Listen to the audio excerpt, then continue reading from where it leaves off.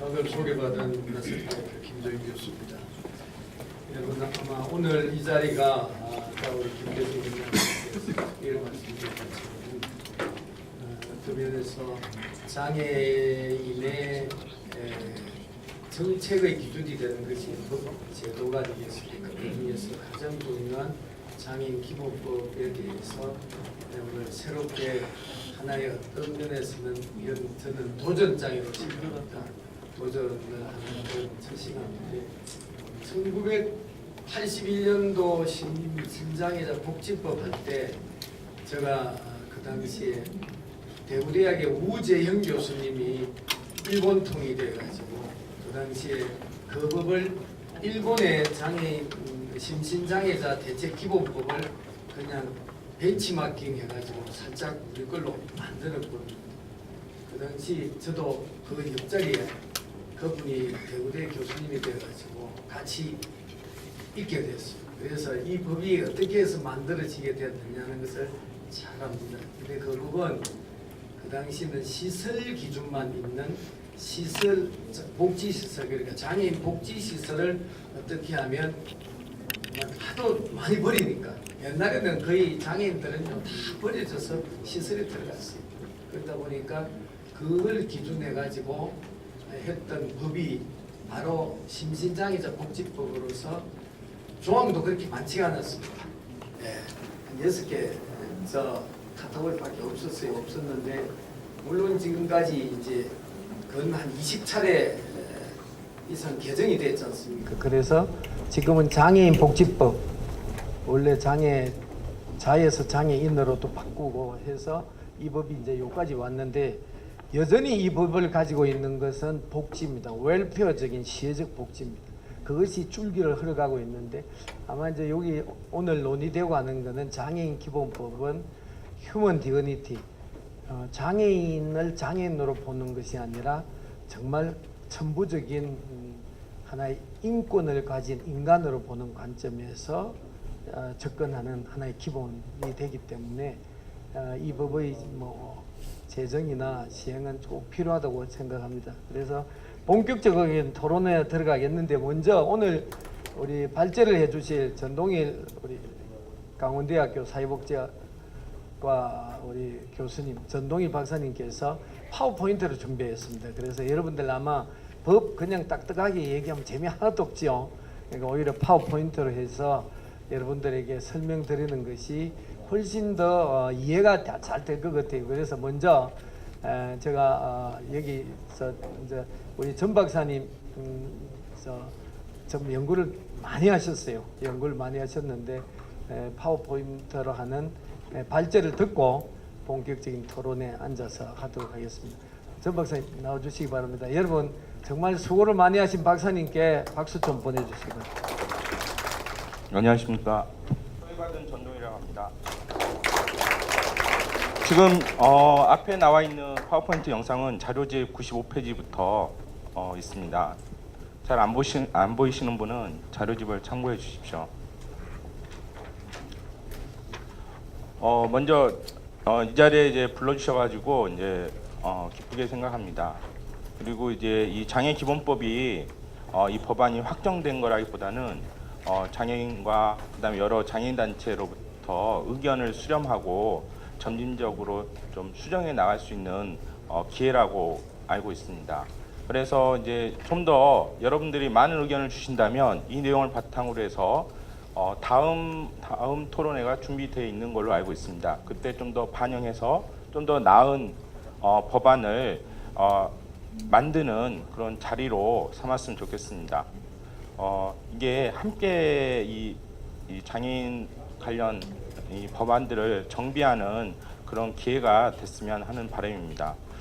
논의에 앞서서 오늘 진행할 내용은 먼저 이제 필요성에 대해서 좀 살펴보고요. 그러면서 기존에 15개 이상의 이제 장애 관련 법령들이 있는데 이 법령들을 어떻게 정비하고 체계화를 할지 큰 밑그림을 먼저 그려보고요. 그 다음에 여기에 대한 대안으로서 장애 기본법을 제시하고 있는데 일반적인 기본법들이 어떻게 구성되어 있는지를 좀 살펴보는 시간을 갖도록 하겠습니다. 이걸 바탕으로 해서 기존의 장애 관련 법령들을 어떻게 정비할 수 있는지, 그 다음에 이후의 일정에 대해서 잠깐 설명을 드리도록 하겠습니다. 먼저 장애 기본법이 필요한 이유를 여러 가지 논의가 있는데 정리하면 크게 두 가지인 것 같습니다. 하나는 헌법 제6조 1항을 보면 조약은 법률로서의 동일한 효력을 가진다라고 헌법 6조 1항에 규정돼 있습니다.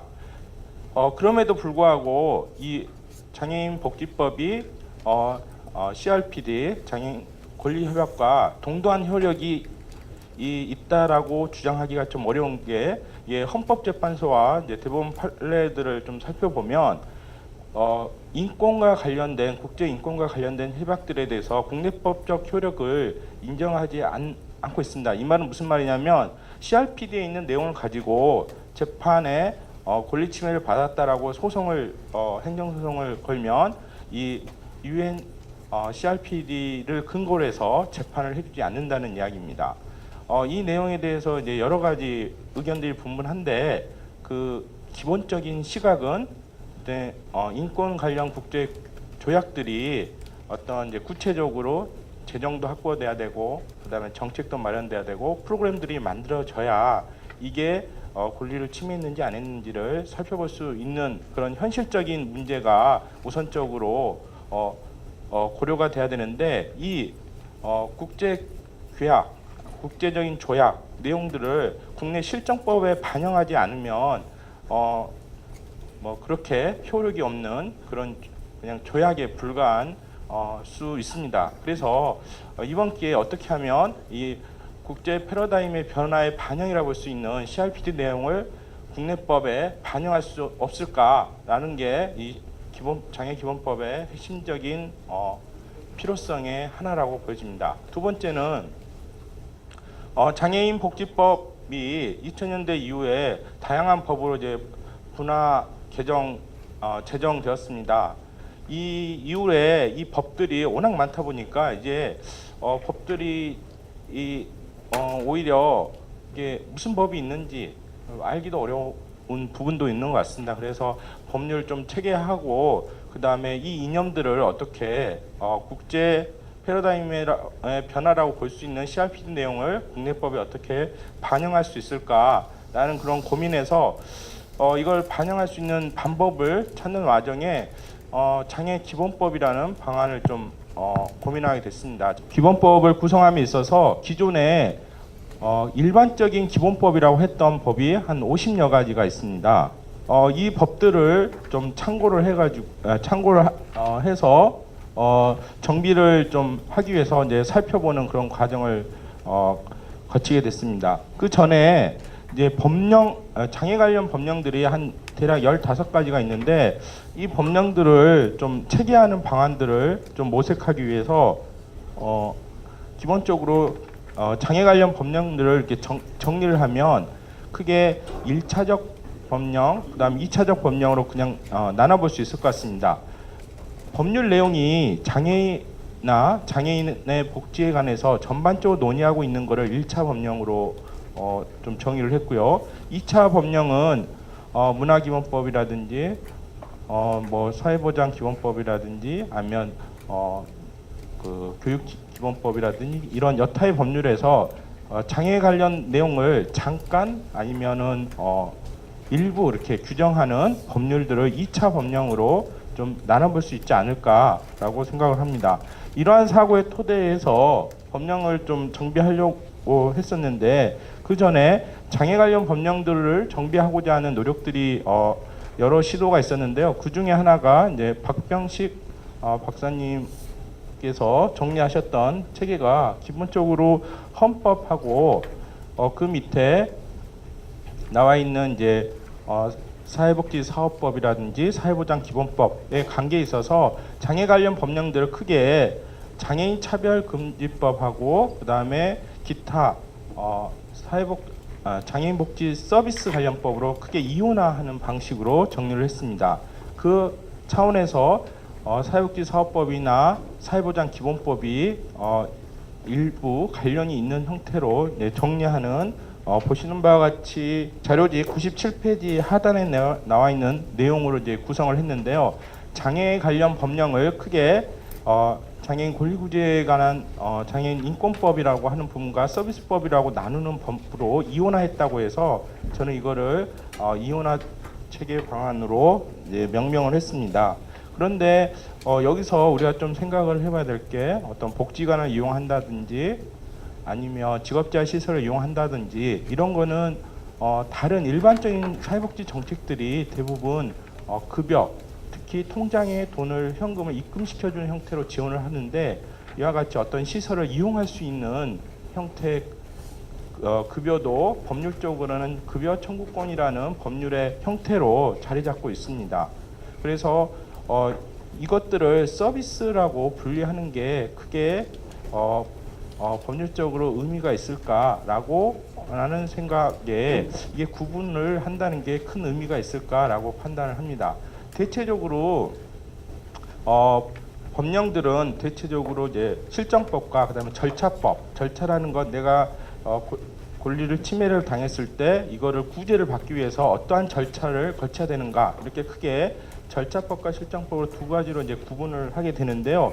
이러한 관점에서 이 법률을 두 개로 나누기보다는 자료집 98페이지 내용처럼 장애 영역별로 나누는 건 어떨까라고 생각을 했습니다. 그래서 장애 관련 법령들을 1차적으로 장애인을 주로 다루는 법률을 15개 법률을 영역별로 소득보장 이후 내용들을 구성을 하고 그 다음에 우측에 보이는 것처럼 사회보장기본법, 그 다음에 국민건강보험법, 기타 교육 관련 영역에서는 교육기본법과 연결되는 형태로 법을 체계할 수 있지 않을까라고 구상을 했습니다. 이건 반대로 교육기본법 입장에서는 교육을 법령을 체계한다면 장애도 하위 영역으로 2차 영역으로 이제 들어올 수가 있는 거죠. 그래서 기본적으로 이제 발제자가 제안하는 거는 장애 생활 영역별로 소득보장, 건강보장, 직업보장 형태로 해서 구분하고 1차적 법령과 2차적 법령들을 배열한다면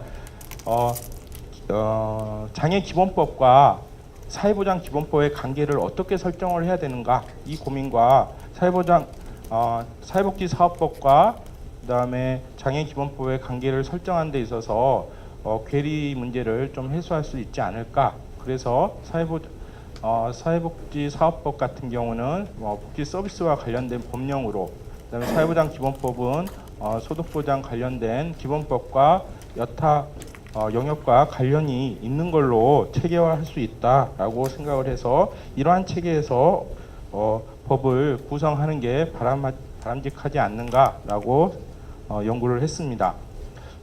다음으로 본 발제에서는 장애기본법을 제안하고 있는데요. 그러면 기본법을 어떻게 구성을 해야 되는가 참고하기 위해서 기존의 기본법의 형태를 좀 살펴봤습니다. 현재 우리나라 기본법은 한 50여 가지가 작년 말 기준으로 존재했습니다. 기본법이 초기에는 선언적인 의미로 별 의미 없이 구성된 측면이 있었는데 그 이후에 법이 실질적인 내용들을 포함하게 되는 형태로 진화했습니다.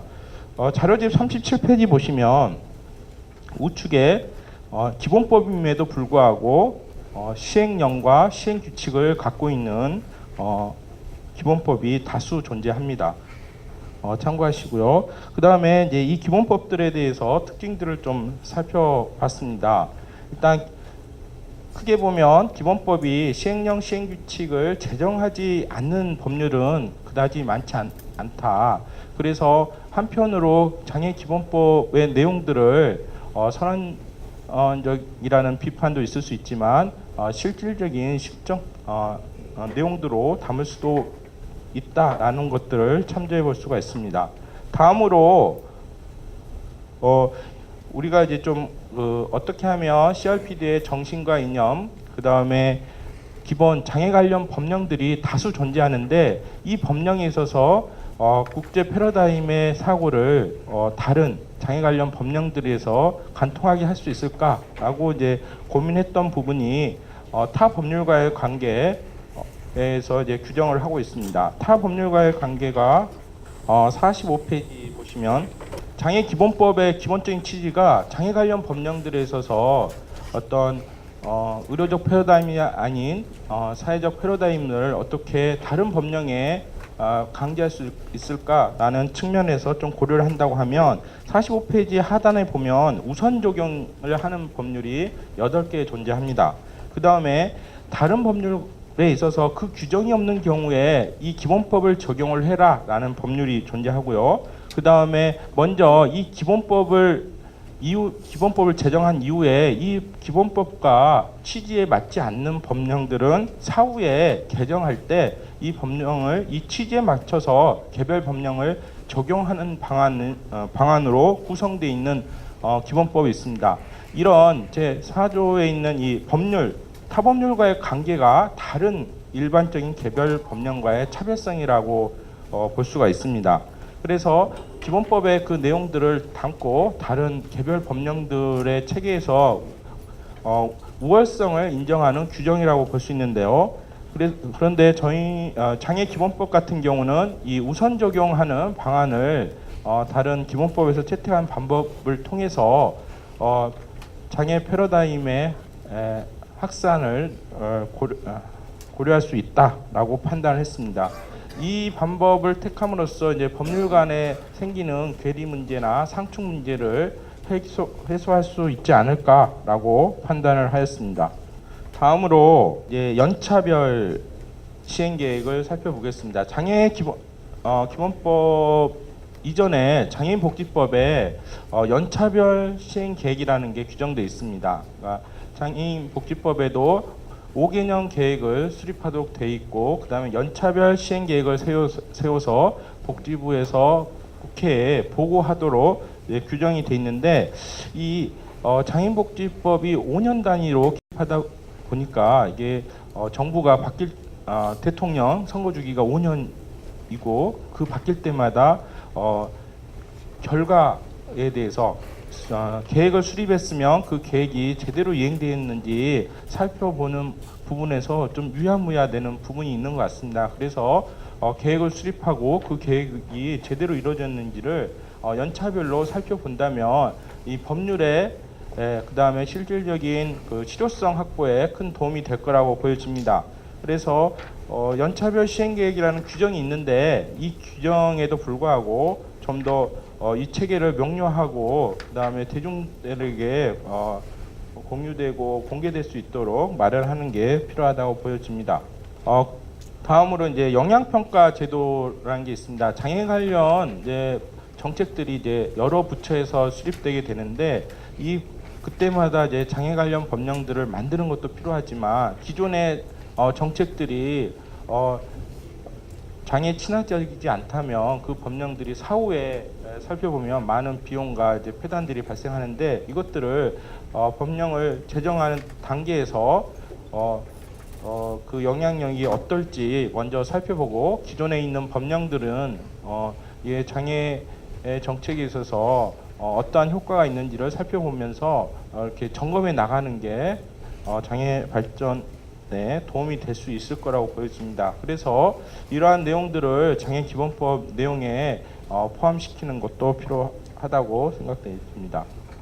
자, 그리고 이 장애 기본법을 구성함에 있어서 앞에서 말씀드린 것처럼 크게 체계를 소득 보장부터 11개 영역으로 이제 구분하고 그 다른 여타의 법령들을 정비를 해서 장애 기본법을 다른 법령에 비해서 우월성을 갖는 법령으로 설정을 하는 형태로 이제 구성할 수가 있을 것 같습니다.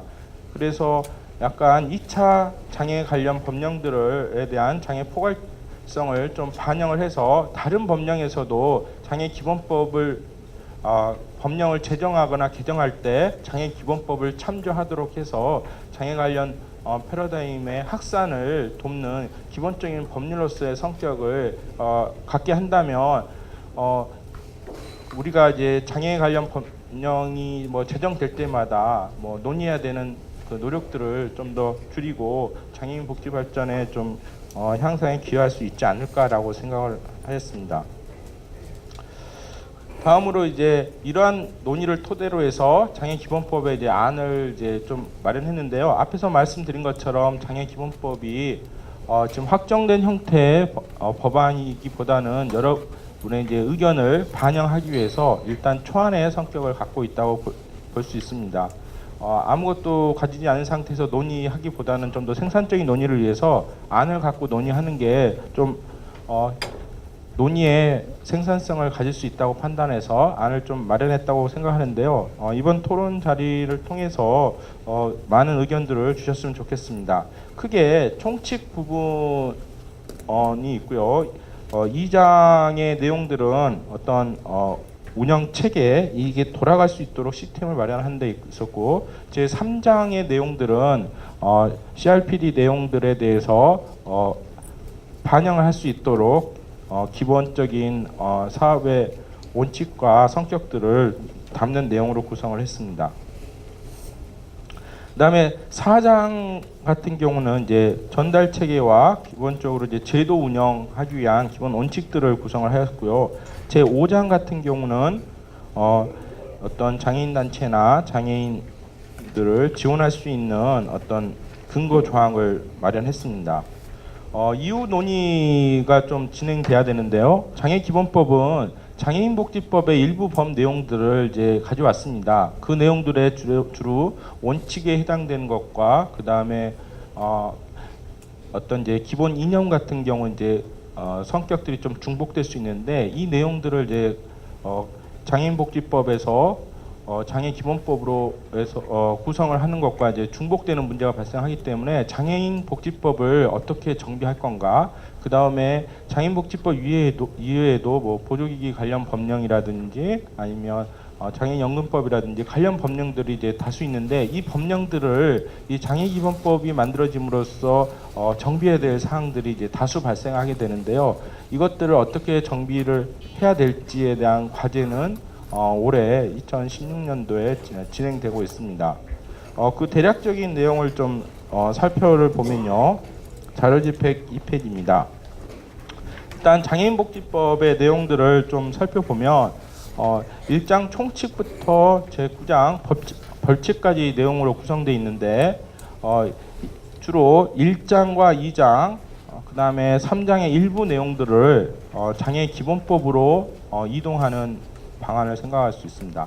먼저 장애인 기본법을 만들어지면서 장애인복지법 등 관련 장애 법령들을 어떻게 정비하는가에 대한 의견들은 크게 두 가지로 나눠지는 것 같습니다. 첫 번째는 장애인복지법을 폐지하거나 아니면 해체를 해서 다른 유사한 법령에다가 포함시키는 방법이고, 그러면서 기존에 있는 장애인복지법에 에서 이제 좀 몇 가지 좀 남아 있는 이제 조항들이 존재하는데, 이런 법령들을 묶어서 장애인복지 서비스법이라든지 장애인복지 종합지원법 형태로 만들거나, 아니면 이 중에서 자립생활 부분을 좀 강조해서 자립생활 지원법 형태로 기존의 장애인복지법을 정비하는 안이 크게 두 가지 형태의 안이 좀 남아 있습니다. 이 내용은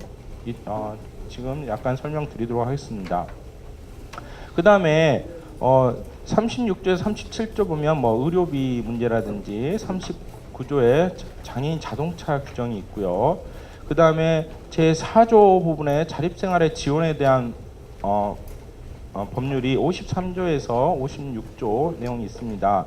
이 부분을 자립지원법을 제정을 해서 만드는 방안도 고려해 볼 수 있고, 아니면 이 내용도 장애기본법으로 이동하는 방안도 고려해 볼 수가 있을 것 같습니다. 제5조의 복지시설 단체에 대한 규정이 57조와 62조는 시설 관련된 내용이 있고요. 63조에서 64조는 단체 관련된 규정이 있습니다. 이 내용도 이제 구분해야 되는데, 이 중에 특이한 게 59조의 2 부분부터 7번부터 있는 장애인 학대 내지는 장애인 인권 침해에 대한 규정이 있습니다. 이게 이제 시설 밑에 5장 밑에 이제 포함되어 있는데 이 내용들은 사실 시설 내에서만 대응해야 되는 문제가 아니라 다양한 내에서 있어야 포함돼야 되는데 이 59조 같은 경우는 장애인 차별 금지법으로 넘기는 방안도 고려해 볼 수 있고 아니면은 장애인 종합 지원법 형태로 아동복지법과 같은 형태로 남기는 방안도 고려해 볼 수가 있습니다. 그다음에 제 7조에 그 장애인복지 전문 인력에 대한 특히 이제 자격증 관련된 규정들이 71조부터 78조 사이에 있는데 이 내용들의 장애인복지법을 어떻게 할 건가 의견에 따라서 장애인복지 종합지원법에다 남기는 방안을 고려해보거나 아니면 이 자격증 관련 내용의 성격에 따라서 개별 법령들 예를 들어서 의지보조기 기사 같은 경우는 이제 보조기법이라든지 또는 그 언어 재활사 같은 경우는 이제 발달장애인 지원법이나 또는 장애 아동 지원법에 옮기는 방안도 이제 고려해 볼 수가 있습니다. 그래서 이런 지원 방안들은 이제 저희가 좀 더 연구를 해봐야 될 것 같은데 이 부분을 포함해서 의견을 좀 주시면 연구에 큰 도움이 될 거라고 판단이 됩니다. 자, 제가 마무리하는 내용들은 이 장애기본법 관련해서 연구하는 과정 중에서 이제 많이 들었던 질문들을 내용으로 좀 엮어봤습니다. 먼저 가장 많은 질문들은 이제 장애기본법이 만들어진다면 뭐 아동 기본법도 있어야 되고 노인 기본법도 있어야 되고 청소년 기본법도 있어야 되지 않느냐라고 말하는데 기본적으로 청소년 기본법은 이미 존재하고요. 그 다음에 아동과 노인 부분은 특수 목적에 따라서 저출산 고령사회 기본법으로 이미 구성되어 있고요. 여성 같은 경우는 이제 기본법 명칭이 바뀌어서 양성평등 기본법이라고 형태로 이제 구성되어 있습니다. 이게 법령들을 많이 있다 보니까 이 법령들 간의 체계를 잡아야 된다는 게 오히려 이제 장애인 부분에서는 오히려 좀 뒤처진 감이 좀 있습니다. 그래서 다른 분야에서도 많이 진행됐기 때문에 이 제정의 필요성에 대해서 외부 제3자한테 설득하거나 국회에 설득하는 데는 그렇게 어렵지 않을 거라고 저는 보여집니다. 두 번째, 장애인 기본법이냐 장애기본법이냐라는 이제 질문에 있어서 표제를 본 토론의 주제를 장애기본법으로 이렇게 담았습니다.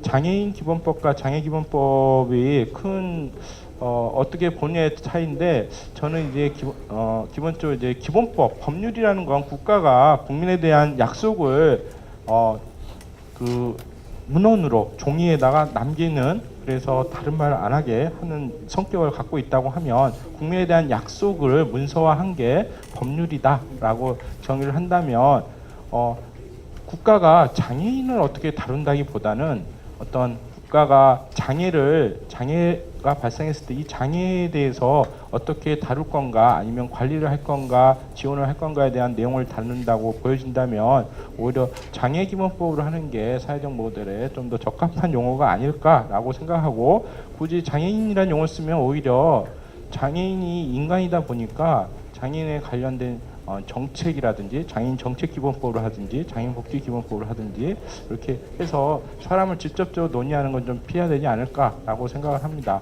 물론 이제 예외는 있습니다. 이제 청소년 기본법 같은 경우는 사람을 직접적으로 명시한 기본법이고요. 나머지 법률들은 이제 대상이 사람이 아닌데 양성평등 기본법 같은 경우는 처음에 여성 기본법에서 여성 정책 기본법에서 이제 바뀐 부분이 있어서 일단 제 생각은 이제 기본법의 명칭을 다룸에 있어서 우리가 장애라고 아예 표기하는 게 사회적 모델에 좀 더 적합한 표현이 아닐까라고 생각을 합니다. 여기에 대해서도 좀 더 의견이 있으시면 말씀해 주셨으면 감사하겠습니다. 그 다음에 장애인 기본법을 제정되면 장애인한테 돌아오는 혜택이 무엇이냐 구체적인 내용이 무엇이냐라고 이제 질문을 하고 있는데요. 장애기본법의 핵심적인 내용은 결국 그 CRPD를 국내법에 포함시켜서 이거를 실정법화할 수 있도록 다른 법률들이 이거를 구체적인 프로그램을 만들 수 있는 근거를 마련하는데 일차적인 목적이 있다. 앞에서 말한 것처럼 대법원과 헌법재판소의 판례들을 봤을 때 기존 인권 관련된 국제 규약들을 실정법으로, 그러니까 재판의 법률적 근거로 권리침해 근거 조항으로 삼지 않는 그런 단점들을 해소하기 위해서는 이걸 포함시켜야 되는데 양성평등 기본법에서 그 사례가 있습니다. 그래서 그 여성 관련된 국제 규약에 대해서 법률에 명시를 해뒀습니다. 그래서 이 부분도 크게 생뚱맞는 그런 내용은 아니라고 저는 판단이 되고요. 그다음에 장애인복지 5개년 계획을 여러 가지 세우고 있는데 새로운 제도도 만드는 걸 또 필요하지만 일단은 기존에 계획 세우는 거라도 제대로 하기 위해서는 그 이행을 감시할 수 있는 모니터링 체계를 다시 한번 정비하고 확인하는 그런 작업이 필요하다라고 생각해서 5개년 계획의 실효성을 담보하기 위해서는 연차별 계획에서 매년 계획 세우고 정비하는 5개년 계획을 시행할 수 있는 이 과정들을 기존 법률에 있지만 좀 더 명확하게 하고 살펴보는 게 필요하다라고 보여집니다. 그다음에 장애기본법이 만들어졌을 때 장애인복지법과 이제 충돌하는 부분이 있는데 이 장애인복지법을 어떻게 할 건가에 대해서 일단 그 해체를 하고 자립생활 지원법이나 아니면은 장애인복지 서비스 아니면 종합지원법 형태로 변경을 하는 안들이 지금 논의될 수 있는데 이 부분에 대해서는 아직 연구진들이 아직 의견을 갖고 있기보다는 여러분의 좀 의견을 좀 듣는 과정이라고 보여질 수 있습니다. 이상으로 저의 이제 발제는 마무리 짓도록 하겠습니다.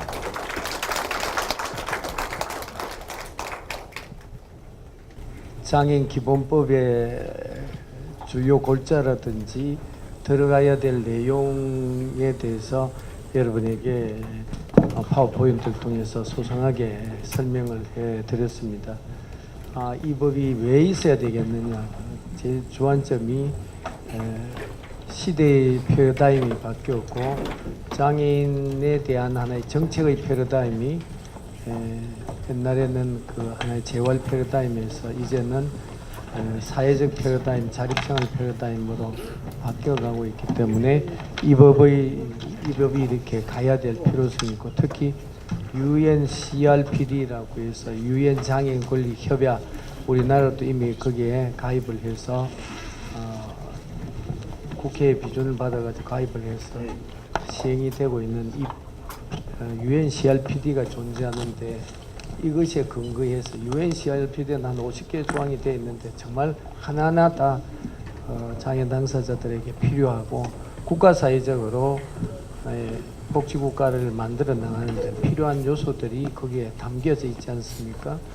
그런데 그 내용을 담고 그리고 지금 기존에 있는 장애인 복지법을 또 기타의 법을 어떻게 교통정리를 해서 이 장애인 정책이 명실공히 잘 인권을 기반으로 잘 그것이 시행될 수 있을지에 대한 것을 말씀을 드렸습니다.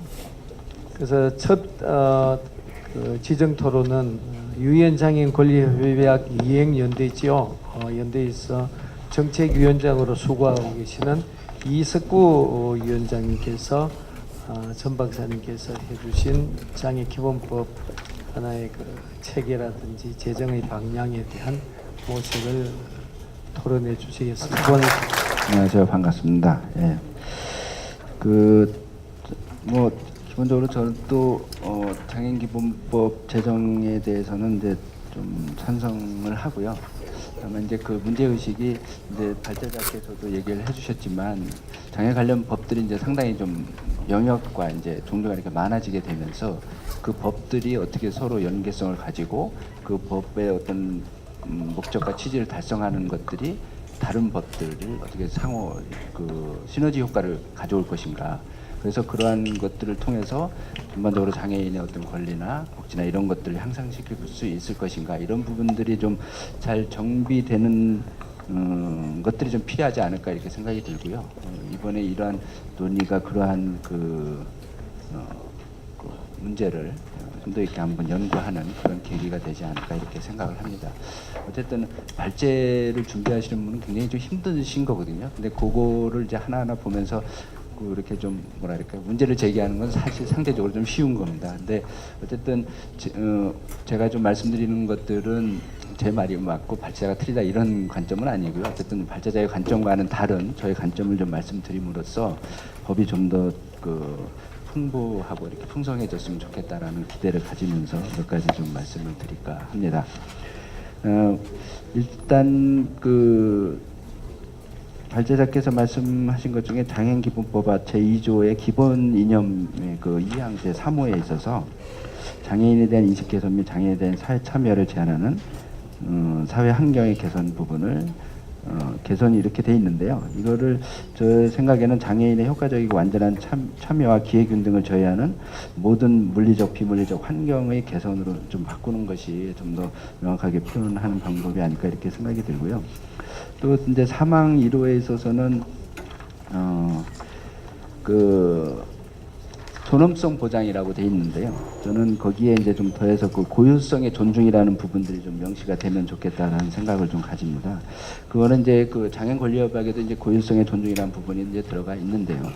그거는 이제 장애인을 장애가 손상이 있는 상태라 하더라도 그 모습 그대로 이제 존중하는 것들이 굉장히 좀 필요한데 사실은 그런 것에 대한 부정에서부터 장애인 문제가 좀 출발한다 이렇게 저는 생각을 합니다. 그래서 그 장애인의 고유성 존중이라는 부분들이 좀 포함이 됐으면 좋겠다라는 생각이 좀 들고요. 또한 그 사망 6호에서 그 다양성과 차이의 수용에 대한 사회 인식 개선 이렇게 돼 있는데요. 이거를 그 다양성과 차이의 존중과 수용으로 좀 바꿨으면 좋겠고요. 그 사회인식 개선이라는 건 원칙이라기보다는 그러한 그 존중과 수용이란 부분들을 좀 확산하기 위한 구체적인 정책 방법 중에 하나이지 않을까라는 생각이 들어서 그렇게 좀 제안을 드리고 싶습니다. 또 이제 그 7호에서는 그 장애 여성의 지원 또는 장애 여성 지원 관련 정책을 마련하는데 원칙이 될 수 있는 어떤 남녀의 평등이라든가 뭐 성인지 관점의 반영 이런 것들이 좀 들어가야 되지 않을까 이런 생각을 합니다. 여성 장애인 지원 이렇게 되는 것들이 원칙이 아니라 그러한 정책을 필 때 어떤 원칙을 가지고서 그 정책을 접근할 것이냐 그것이 이제 남녀의 평등 또는 성인지 관점 이런 것들이 좀 원칙으로 좀 천명되는 게 좀 더 좋지 않을까 이렇게 생각이 들고요. 그다음에 이제 장애아동에 관련돼서도 장애아동 지원 이렇게 들어가는 것보다는 장애인 권리 협약에 이제 장애아동에 대한 부분들이 좀 나와 있는데요. 그러한 부분들이 좀 명시가 되는 것이 오히려 그 원칙을 삼는데 좀 더 부합하지 않나 이렇게 생각을 합니다. 그다음에 이제 9호의 그 장애인지적 예산의 도입은 저도 이건 굉장히 중요한 문제이고 꼭 되었으면 하는 생각이 드는데요. 다만 이제 장애인지적 예산의 도입을 저는 좀 문구를 바꿔서 장애인지 관점의 반영 이런 식으로 그 원칙에 좀 명시하는 것이 좋지 않을까 생각을 합니다. 그 장애인지 관점의 반영이라는 원칙이 적용이 된다고 하면 장애인지 예산이라든가 장애 영향 평가 등 이런 것들은 이제 구체적인 그 정책을 피거나 그 조항이 들어갈 때 좀 들어갈 수 있는 부분이 아닌가 이렇게 생각을 들고요. 그 다음에 이제 그 다른 법률과의 관계 제5조입니다. 거기 내용을 초안을 보면 제2항에 이제 장애 관한 법률을 제정하거나 개정하는 경우에는 이 법에 부합되도록 해야 된다 이렇게 돼 있는데요. 뭐 이것도 상당히 중요한 내용인데요. 저는 그 장애 관련 법률뿐만이 아니라 사실 그 장애인을 좀 차별하는 그 조항들이 사실은 그 국내법에 요소요소에 많이 박혀 있거든요. 그러한 것들도 좀 해당이 될 수 있도록 보다 명확하게 좀 명기하는 것이 좋지 않을까 이렇게 생각이 듭니다. 또 이제 그 장애인정책위원회의 그 관련된 내용에 있어서는 그 주요 그 심의 의결 사항에서 유엔 장애인 권리 협약 등 대한민국이 체결한 장애인 관련 국제 조약의 이행 점검 이렇게 돼 있는데요. 여기서 저는 그 장애인 관련 단어를 좀 삭제하는 것이 좋겠다라는 생각이 드는데요. 이렇게 되면 이렇게 좀 그 장애인 관련이라고 이렇게 제한을 해버리게 되면 사실 장애라는 단어가 들어가는 것 외에는 또 검토 안 할 우려가 좀 있어서 오히려 그 정부가 비준한 모든 그 국제인권법의 이행에 있어서는 장애인지 관점을 좀 반영하는 것이 좀 바람직하기 때문에 장애인지 관점, 장애 관련이라는 문구를 좀 빼는 것이 오히려 장애인 쪽에서는 유리하지 않을까 이렇게 생각을 듭니다. 그다음에 이제 위원회 구성에 있어서 이거는 이제 그동안에도 상당히 좀 많은 제안들이 있었고 논란이 되어 왔는데 아직 그 구체적으로 실현되지 못한 부분 중에 하나인데요. 위원회 구성에 있어서는 그 초안에 있는 내용들은 뭐 문제 제기를 하고자 하는 건 아닌데 어쨌든 그 구성에 있어서의 좀 제 의견을 좀 말씀드리면 장애인의 장애 유형과 성별 등이 고려된 장애인 단체를 대표하는 사람, 장애 정책에 관한 전문적 지식과 경험이 풍부한 사람 이렇게 돼 있는데요. 저는 요거를 장애 유형과 장애 정도, 성별 등을 고려하여 장애인 단체의 추천을 받아 구성하고 각 영역별 전문위원을 구성하여 자문을 받을 수 있다. 이렇게 좀 수정하면 좋겠다는 생각이 듭니다. 왜 그러냐면 위원회가 현재 법률에 이제 장애인복지법에 의하면 그 당연직으로 이제 각 부처 장관, 총리를 위원장으로 해서 각 부처 장관하고 그 사람들을 당연직으로 하고 민간위원을 이제 반수로 해서 이제 그 구성을 하는데 민간위원 중에 반이 이제 장애인으로 이렇게 되어 있습니다. 그래서 전체적으로 그 구성을 보면 장애인의 수가 4분의 1 정도밖에 되지 않는 상황이 좀 됩니다. 그런 점에서 저는 오히려 전체 구성인원의 반수 정도는 장애인으로 하고 전문위원 분들은 사실 전문위원 분들이 이제 각 영역의 전문성이 있기 때문에 그 주제에 관련돼서 이렇게 그분들을 좀 초청을 해서 전문적인 식견을 듣는 이런 방식으로 좀 가는 것이 좀 더 맞지 않는가 이렇게 좀 생각을 합니다.